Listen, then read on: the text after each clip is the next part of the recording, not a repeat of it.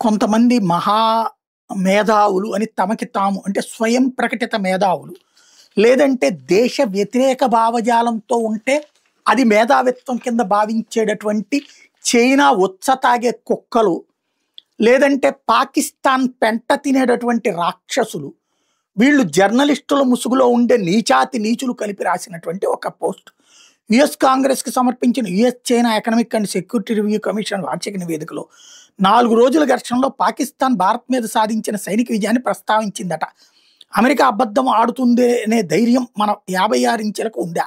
ఈ రిపోర్ట్ నిజమా కాదా అని అడిగితే చాట్ జీపీటీ గ్రోక్ ఇద్దరు నిజమేనని చెప్పే అయినా సరే ఆ రిపోర్ట్ ఫేక్ అనేసి ఆ విషయం అడిగిన వాళ్ళు దేశద్రోహులు అనేసుకుంటే పోలా.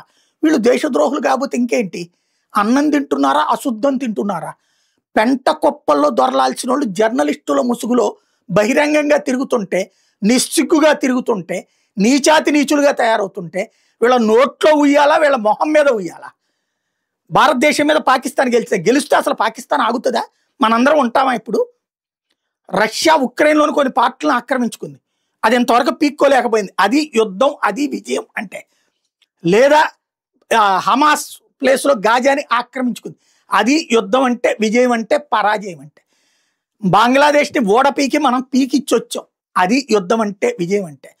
వాడు 4 బాంబులు వేస్తే వాడు మన దేశంలోకి తీవ్రవాదులు పంపిస్తే ఆ తీవ్రవాదులు పంపించిన వాళ్ళ తాట తీసొస్తే వాడు ఆ పైన మన మీదకి వస్తే వాడికి ఒక్క విమానం ఒక్క ఇది జరగకపోయినా దేశంలో ఉంటే ఈ దరిద్రులు అందరూ ఉంటారు కదా, ఆ వీడియోలు ఫోటోలు తీసి పెట్టడానికి ఈ రాక్షసులు ఈ అశుద్ధపు బ్యాచ్ ఉంటారు కదా. అయినా సరే వీళ్ళకి భారతదేశం ఓడిపోయిందని చెప్తే ఎంత సంతోషమో నాకు అర్థం కావట్లేదు. ఇలాంటి పనికి మాలిన పెంట జాతిని తీసుకెళ్ళి ఆఫ్ఘనిస్తాన్లో ఉండనిస్తే బెటర్.